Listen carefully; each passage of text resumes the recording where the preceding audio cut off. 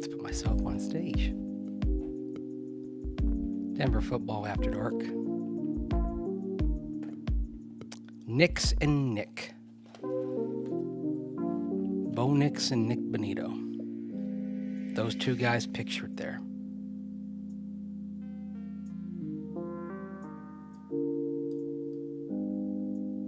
Picture there at top of the show.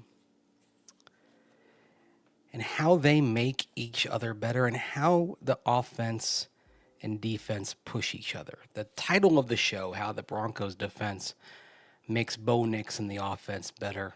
If I'd been able to really title the show what I wanted to,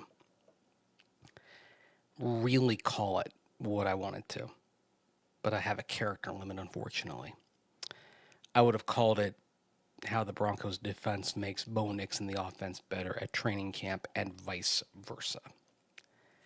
Because what you do see here is a classic example of two sides pushing each other. The Tuesday and Wednesday practices, and particularly the Wednesday practice, were great examples of punch and counterpunch for the Broncos. The offense struggled a little bit under pressure from the Broncos D. Big day from Nick Benito. Had a sack in game conditions. Zach Allen, same thing, coming right up the middle.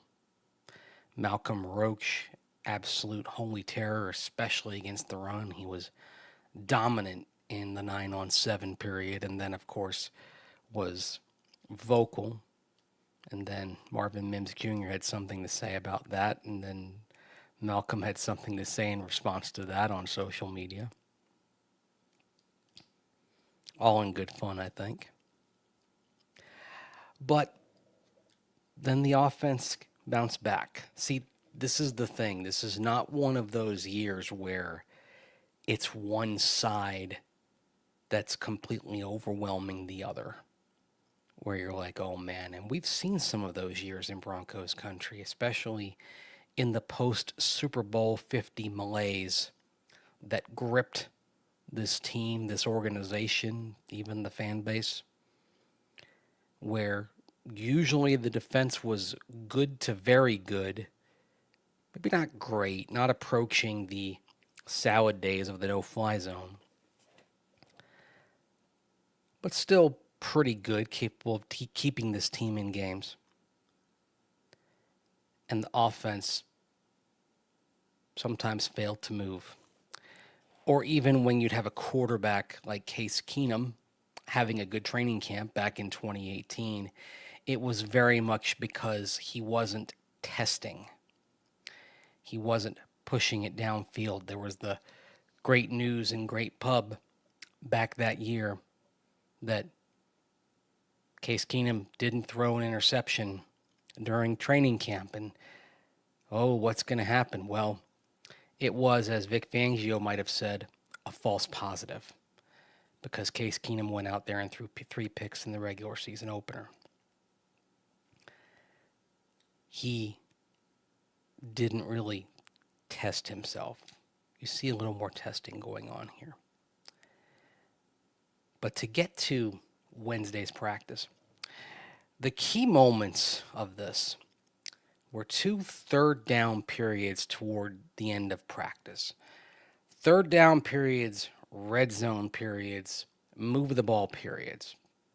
We haven't seen move the ball yet in training camp, where you simulate a possession, usually in 2 minutes. Sometimes it's 4-minute offense, which is offense trying to get 1 first down, run out the clock. But we've seen red zone, and today, Wednesday, as we record this, it was third down. The first third down period that we saw, focused on third and short to intermediate length. So, as I go through my notes here, and that's why we put on the glasses, because I'm old and I do have reading glasses now. I'm middle-aged at this point. These were all third and 3 to 6 yards. First team offense goes 0 for 4. And it's pressure, pressure, pressure. That's the rule of the day. That's what discombobulates this offense. You see right there, you start right there. First play, the offense gets the pass off, but it's Brandon Jones who reads the screen perfectly, blows it up. Next play, Nick Benito off the edge. Boom, play diffused. Next play, Zach Allen up the middle. No chance whatsoever. That's a sack.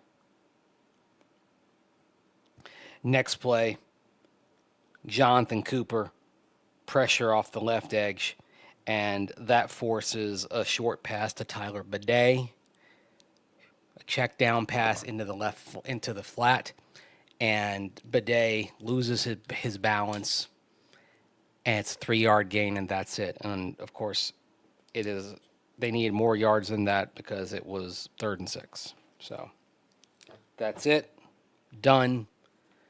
It's usually, the way they do it is, if you have a period, it's usually 12 plays, 4 for the first offense, or for the first quarterback, 4 for the second, 4 for the third. So that's 4 for Bo Nix and the number 1 offense, and then they shuffle off, and then they're done. It goes a bit better for Jarrett Stidham and the second offense in this period. They go 2 for 4 in converting third downs. So that sequence, in terms of what they set up, third and short to intermediate, that's advantage offense in terms of what you're setting up there. 3rd and 3 to 3rd and 6, the offense should convert most of those. So the D getting most of the conversions on those, they're doing well. I mean, you're right in the middle of that, you've got Zach Allen getting the sack. Good job. It's built on a sequence earlier in the practice where Malcolm Roach was dominant against the run. I mean, at this point, it's looking like we're going to be talking about the defense. And certainly, if you took the practice in of its entirety, you'd say, okay, the D probably had more gold stars than the offense did in the sum total of the practice, if you were doing that sort of thing. I prefer not to. We do summarize and break things down on a day-to-day basis just because that is what we have in front of us. As I like to say, I can't predict what's going to come tomorrow. I can be optimistic about what this team is going to be. I can have good feelings about where this team is going to go. But all we have is today. Today, this team looks good. Today, this team is punch and counterpunch. Today, we see the offense responding to going 0 for 4, the number 1 offense, going 0 for 4 in this third and short period by going right back out there when it goes into third and long yardage, which is 7+, and going 2 for 4. And when you're talking 7 to 13 yards to gain on third down, 50% success rate, that's success. That's very good. That's a significant bounce back. That's terrific. That's punching back. And that's the thing that I see so much of in this camp. It's getting knocked down and getting back up and being stronger. It's getting hit and then getting back up and making a play. You're seeing that all over. I mean, it's even in the punting period. Jeremy Crawshaw, he was working on his placement punts on Wednesday. And he had his worst punt. He had one bad punt. That was it. But it was bad. It was sort of what Sean Payton talks about when he said, hey, Jeremy will have a bunch of good punts, and then he'll have one that goes off in one direction. Well, he had the one that just went off in one direction. It just took off his foot and went high and left and for the sideline. And if this thing were in a game, it would have sent all the photographers and videographers and cheerleaders and everyone who gathers in the sideline area from the 20-yard line on down, they would have all been rushing for cover. That's how far out of bounds this thing went. It was a bad punt. It wasn't a shank because it wasn't like it was low. It was just the thing just went high and soared out of bounds. That in some stadiums, like Buffalo's, for example, where the stands come really close to the field, this thing might have gone into the stands. So it was not a good punt, but resilience. What do you do when something bad happens? Whether it's you get knocked down or just you have a bad moment, you have a bad punt, you have a bad play, you slip, you fall, you get back up and you do something better. Crawshaw's immediate response was a punt that drops at about the 5-yard line and is downed and set inside at around the 2-yard line. Perfect. So that's what I'm talking about. We see a lot of it with this team. Getting knocked down and getting back up. Getting hit and then making a play the next time, the next 2 plays down the line, 3 plays down the line. The offense going 0 for 4 on third and short to intermediate, and then going 2 for 4 on third and long. The last play of that period, 3rd and 13, Bo Nix stepping up and finding Trent Sherfield across the middle. Yet another tough catch that we see so much of from Trent Sherfield. Day in, day out, he seems to make a tough catch across the middle. Not just a special teamer. I mean, I don't know that there are going to be many offensive reps for Trent Sherfield, barring a wave of injuries, but he just keeps making plays. He just keeps bouncing back. You love seeing it. There's a certain resolve in this team. And maybe this is another thing that you sort of like about it, that we can't predict everything right now. We really can't predict anything. We don't know how this season's going to go. We don't know what injuries are going to come, what circumstances are going to happen. I mean, right now, we probably don't see a game that is going to be tough. I mean, maybe there's a game against an opponent that we're thinking, oh, this should be pretty easy, and it ends up being difficult, or vice versa. We don't know. And frankly, I think so many of us in this business are afraid to say we don't know or I don't know. You have to have some self-awareness to say that. I don't know. It's okay to say that. I think what we do know, though, and what we already see with this team is what I'm talking about, resilience. And this team pushes each other. When the defense knocks the offense down, when it gets the better of it, the offense responds. When the offense makes some big plays, I mean, like I talked about there, that last period, they go 2 for 4. It ends with Riley Moss being just beaten by Trent Sherfield. You know Riley's going to come back tomorrow, and he's going to be strong, because that's just what we're seeing from all over this team.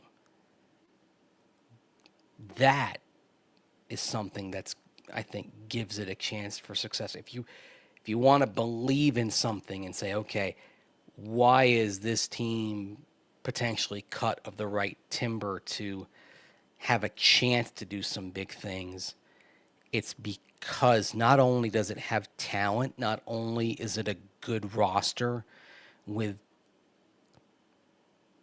solid to terrific players at plenty of spots. Not only does it appear to have depth at most positions, but it also passes the character test, and it also passes the tenacity test. It is a resilient team. It's also a team that has a lot of guys that went into the offseason focused on getting better. And again, to come back to the resiliency thing, and to go back to Riley Moss, a player that I just mentioned. He had a pretty good season last year for his first full year as a starter. Then, of course, he had the knee injury against the Las Vegas Raiders. He comes back probably too soon, but he sensed that the Broncos needed him. It was a big game against Cincinnati, got back out there for that, and it wasn't a good game, going against a bigger receiver in T. Higgins, and it didn't go well for him.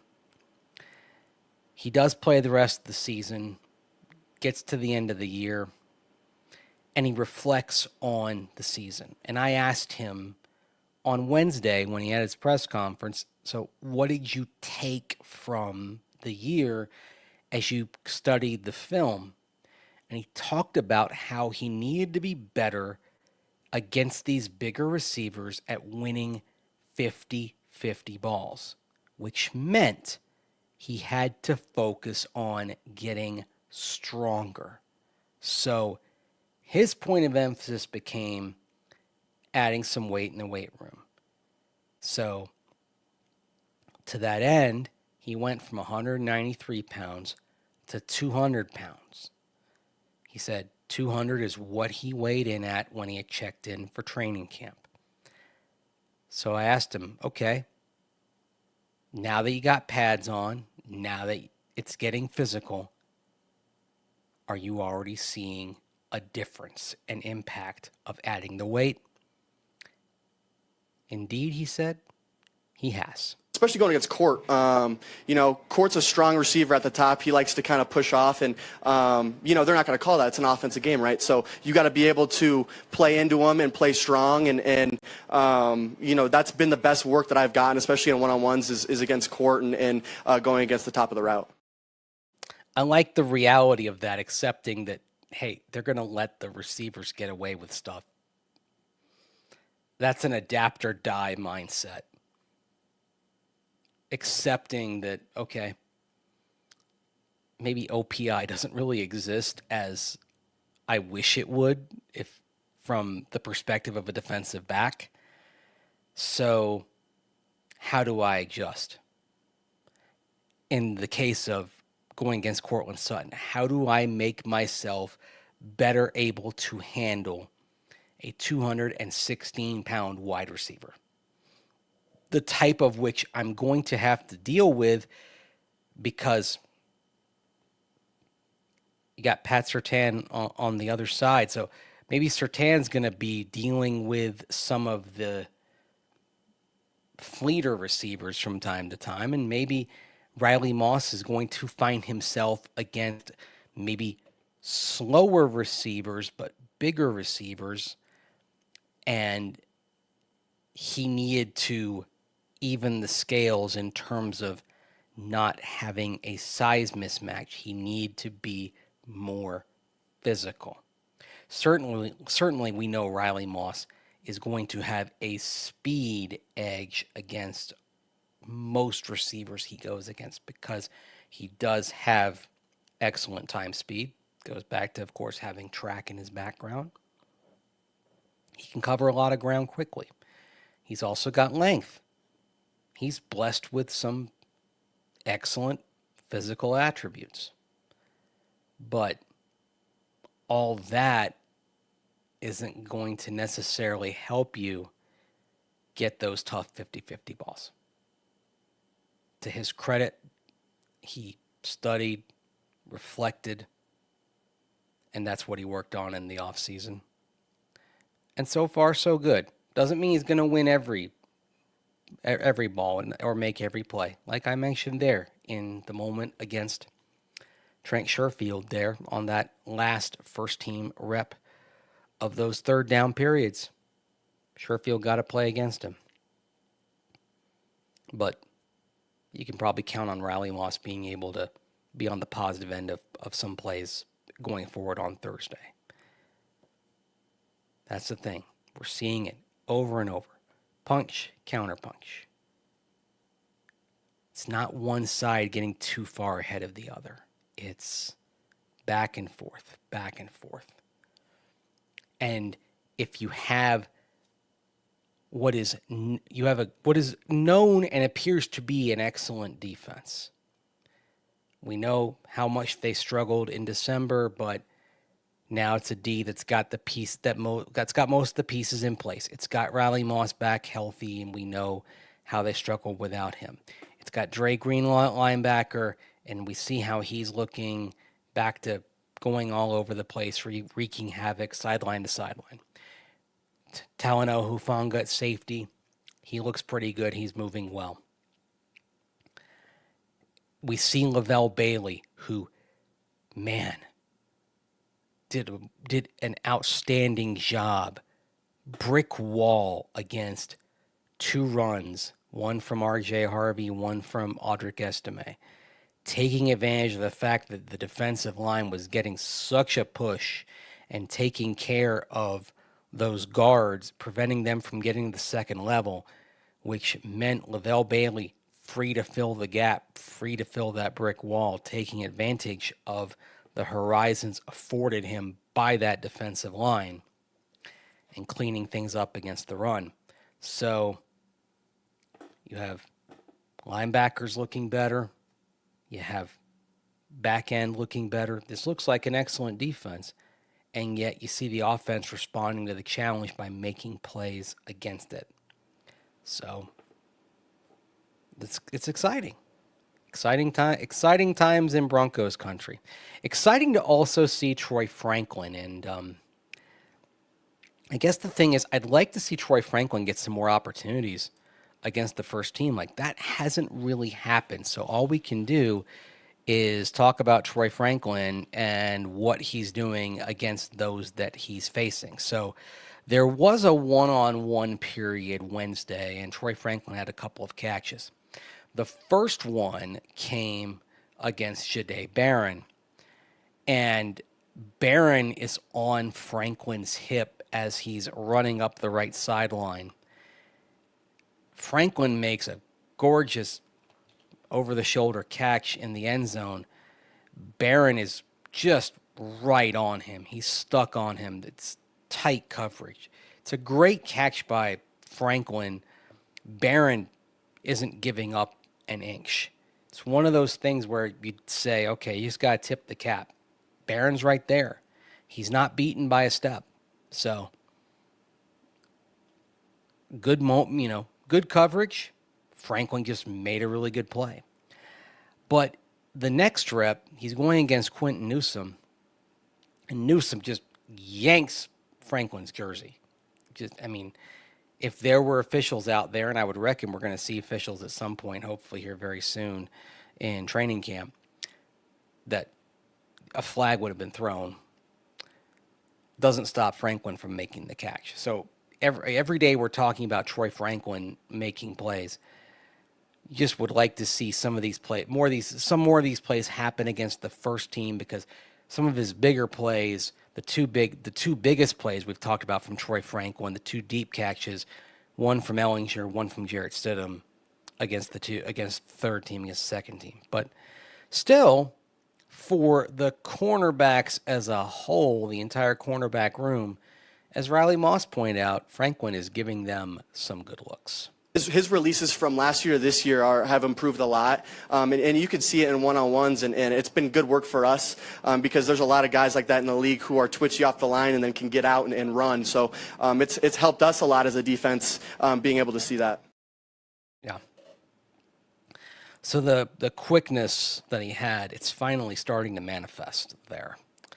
And, of course, now with Devon Vele not practicing on Wednesday, we don't know exactly what.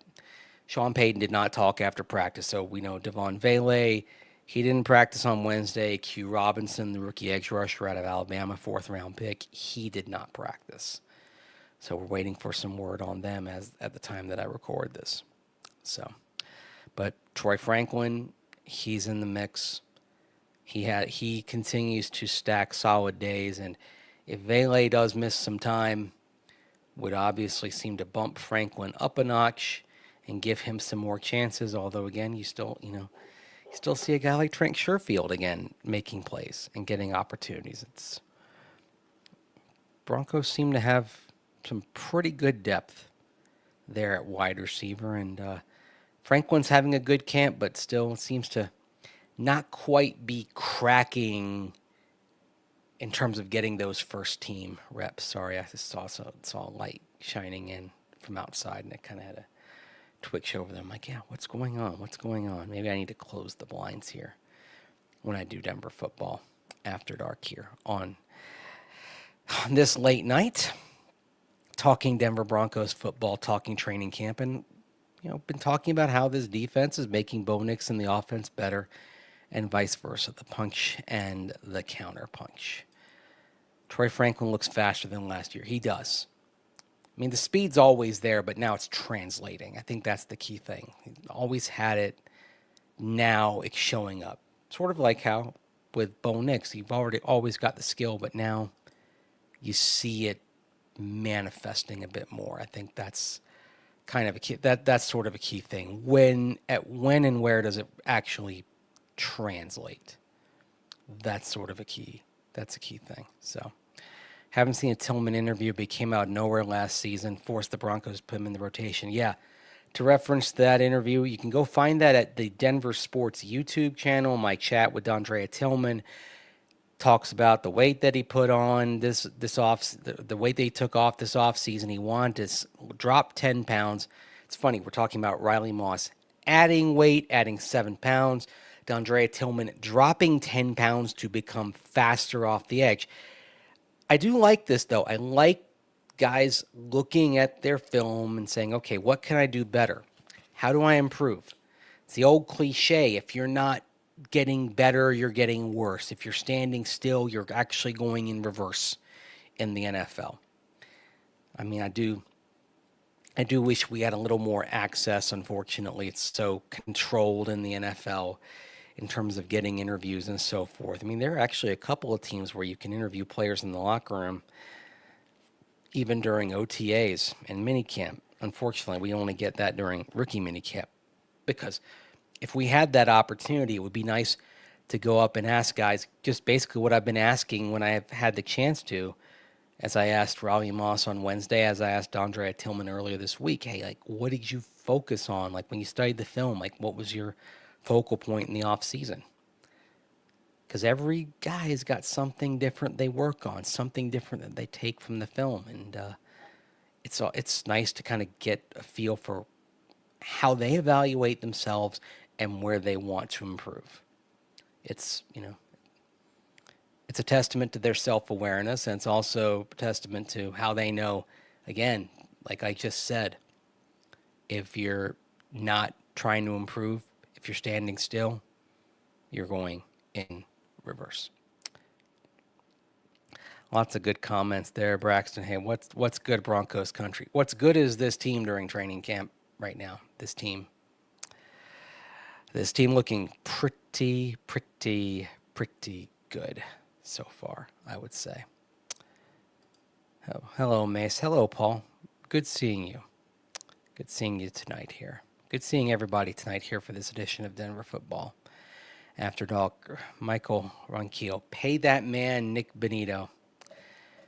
Well, he's one of the guys who could potentially be up. The efforts right now that Courtland Sutton is done, it's definitely Nick Benito, Zach Allen. Looks like John Franklin Myers is kind of on a back burner, and as I've talked about with Savion Jones being drafted, things may be going in a direction where, if you're looking at a long-term roster plan, potentially trending towards Savion Jones if he develops being somebody who maybe by 2026 is filling a John Franklin Myers role. It's sort of the natural order of things in the NFL sometimes, is that young players end up taking the snaps, taking the role of older veterans. And of course, if you're going to have a roster that works, you've always got to have a significant percentage of quality snaps and quality contributions coming from players in their first 4 years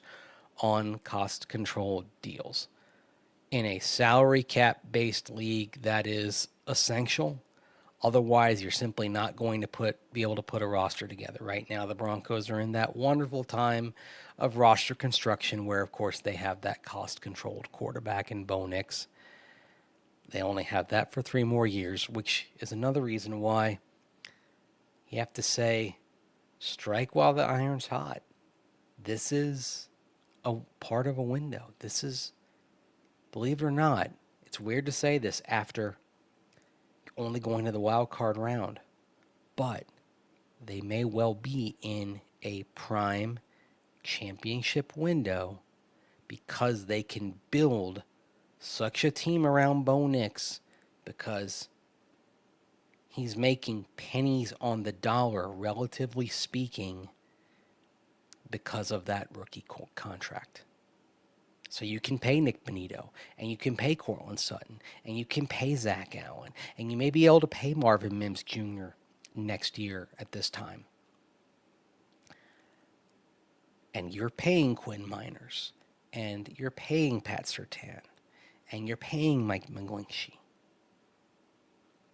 There may come a time when it's Bo Nix's second contract, assuming he proves worthy of that you may not be able to pay all those guys if Bo Nix is getting that contract and is moving up into the upper echelon of quarterback salaries. That's just the reality of these things. You have to strike.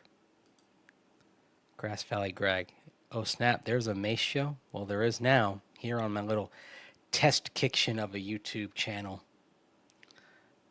For a test kitchen, I'm impressed that there are 2,000 subscribers now. I appreciate every one of you who subscribes to my YouTube channel. Thank you for following me in this place where I'm just going to do some experimenting. I was kicking around, I was having a conversation with Cecil Lammey off air and kicking around some ideas for things I want to do. Like, I'm considering doing a show that is just pre-recorded, say 15 or 16 minutes or so on one topic, just whatever comes to mind. Maybe one, like, maybe it's not something that's broad-based. Maybe it's something esoteric. Like, maybe I would do a 16-minute punter show. And it's just me talking about not only Jeremy Crawshaw and the punter and the current punting situation, but Broncos punters of the recent past, and just basically unloading the notebook on that. Or maybe doing a 16-minute show on all the possibilities of what the Broncos could wear with white helmets now that they can do white helmets with the orange jerseys and the white jerseys. That sort of thing. I don't know what I'd call it, but I've got all these ideas floating through my head that I want to try out here on this YouTube channel. The only thing holding me back is the actual time to do it. So that's the thing. Ideas, but time, time. There's only one of me. I wish I could clone myself sometime, but that's okay. The cool late night vocal styling of Mace. I don't know who remembers WKRP in Cincinnati. I'm dating myself because that show was late 70s, early 80s, although it ran in reruns for a long time. But I always wish I had the Venus Flytrap voice. He was the evening late night DJ, and he'd light the candles and he'd be in the studio. I wish I could do a show like that.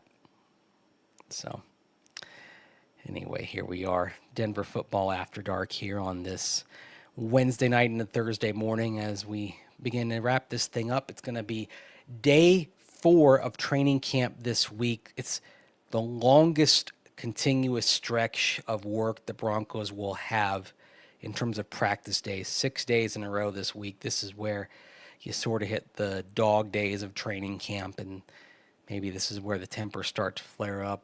Maybe this is where the jaw-jacking that we saw on Wednesday, maybe the tempers do boil over. I always say that maybe Thursday of this week is where you start to see an actual scrum, as Gary Kubiak would say.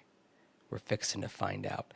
Michael Ronquillo, your favorite Broncos jersey combo. Okay, I mean, the obvious one would be the throwback. I mean, I do love that. Of the current template, or as Haley Sullivan, the Broncos, one of the Broncos marketing gurus, VP, they refer to it as the closet.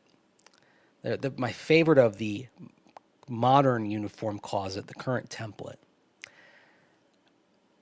Of the ones they wore last year,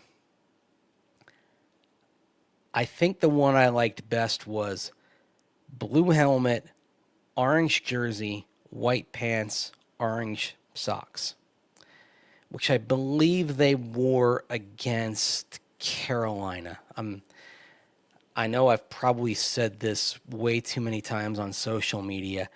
I do not like the uniforms where they wear the same color pants and socks, the unitard looks. I don't like those at all.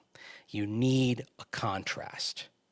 If it were up to me, the NFL, which is so persnickety about some things with uniforms and bylaws and things like that, if it were up to me, the NFL would pass a rule that says we're going to make sure teams have contrasting socks and pants, because that looks more professional than this unitard look. I can't stand that. Like the Eagles wore the white pants and the white socks. It looks terrible.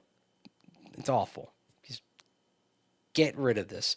You don't look like an NFL team. It's like, of course, I'm also weird. I don't like it when you wear the same color pants and jerseys. To me, you wear that, you look like a college team. I guess to me, the NFL ought to kind of look different, look distinct, look up here, not look like college, not look like high school. But anyway, I'm weirdly snobbish about that. Maybe it's because I guess as a kid, I sort of differentiated between the NFL and college, and I don't know. Other people were college football fans. I somehow felt like, oh, well, I go to the NFL games, but at the same time, I also love college basketball more than the NBA. So go figure. I don't know. I'm weird. Unitard, funny. Yep. Agreed. Didn't like the color rush uniforms other than the helmet. Yeah. Other than the helmet, they look like ambulatory pylons when they wore the all orange. So it wasn't the big thing. Everyone loves the throwbacks. Yeah.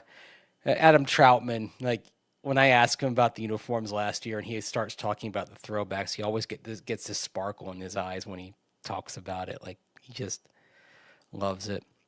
Report. Maysha, rapport with Coach at Peyton is evident. You think so? I can never tell. I can never tell what he, like, I don't know. I can never tell what he thinks of me or a question or whatever. I have trouble reading people anyway, so I don't know. I can never tell if he, likes a question, or if he just, thinks of me as just a, if he thinks of me as just a annoying pimple on his butt or something. I have no clue. So anyway, I wonder if media ever gets into brawls after 6 straight days of training camp. No, I don't think there's ever been a media throwdown. I mean, there have been some other markets where there have been, maybe not after camp, but other times. But not here. Don asking impressions of Caleb Lohner. He's doing things in the passing game. Although he had one catch, although it would have been potentially a sack in game conditions if it had come to pass with that on Wednesday. It's going to be interesting to see if they can pass him through the practice squad, or if they even try, because there's enough promise as a pass catcher to where they may not be able to do that. So anyhow, and then Bobby Hill, as in like Hank Hill's kid. Anyway, Chargers play today. Yep, football season actually starts Thursday Night Football. At least it's preseason. The Chargers taking on the Lions in the NFL Hall of Fame game. And then last one from Grass Valley, Greg, before I go off to bed here. Charlie Steiner at a media throwdown. The venue is all time. It was at Wimbledon that he was in a media throwdown. It was at a press conference, and so it was, I believe, at Wimbledon in 1981, and you had the American journalists, they were asking John McEnroe questions about the actual match, and then the British tabloid journalists who started asking McEnroe about like some woman he was dating or something like that. And of course, the American journalists, they had no interest in that. They were actually trying to cover the tennis tournament. And the British tabloid journalists were just doing their thing for the tabloids and all that, because that's what sold the papers at that moment. And then Steiner got upset and got into a shouting match, and one of them waved his finger at him. And yeah, there was an actual a little bit of a brawl in the media room at Wimbledon. Of all places, I mean, of all venues to have a media fight, the prim and proper All England Lawn Tennis and Croquet Club. Oh, man. Like, that's kind of the last place you'd think there'd be a media brawl, right? At Wimbledon. And I think, like, even he says it that way in the interview. I got into a fight at Wimbledon. Charlie Steiner, he's also one of the best to come around this business, and one of the best storytellers to come around this business as well. On that, that's actually a good place to kind of wrap this up now that we've kind of totally deviated on that, and I've started talking about media fights at the All England Lawn Tennis and Croquet Club. I like to get into croquet, by the way, part of that. That's one of my favorite things to note about that. So appreciate you joining me here for this edition of Denver Football After Dark. I almost said Broncos. I like to keep it Denver Football. I don't know, just copyright issues or whatever. I don't know. Thanks for joining me. If you like this channel, be sure to like, comment, share, subscribe. And if you like it and you think other people you know would like it, hey, tell your friends. And if you don't like it, tell me. And I'll try to do better next time. And if you have some ideas, hey, drop them in the comment section. Again, like I said, it's my test kitchen. My real thing is all over at Denver Sports, the Denver Sports YouTube channel. That's where Orange and Blue Today is. That's where my interviews with Adam Troutman and Andrea Tilman and plenty more interviews are going to be there. Thanks to Anilo Piro, who has come aboard the last few months and is going to be shooting those interviews. He's going to shoot at least a few more interviews in camp, and he's going to shoot some interviews of mine in the locker room over the course of the season. So we're going to have those up as well. So that's kind of the real thing. This is where we're going to kind of mess around and try some different things over here. So if you have any ideas for things that you'd like me to try, drop them in the comments. Anything you'd like me to keep talking about, or just if you want to encourage me, because you know what? I do appreciate the kind words and all the encouragement you give me on here. It does mean an awful lot to know that you're out there, that you're watching, and that you support what I do. Because without that, I could not have made a living in this business for so long. So I do deeply appreciate it, and I just wanted to say that here at the end of the show. So, and I'll probably do that from time to time as well, to just make sure I relay to you how grateful I am for you, for a lot of you who've ridden with me for so long at my many stops. So thanks a lot, and thanks for joining me here for Denver Football After Dark for this Wednesday night into Thursday morning, and I will talk with you again a day from now after yet another Broncos training camp practice, and probably plenty more to discuss, because there's always something interesting going on around the Denver Broncos. Talk to you later.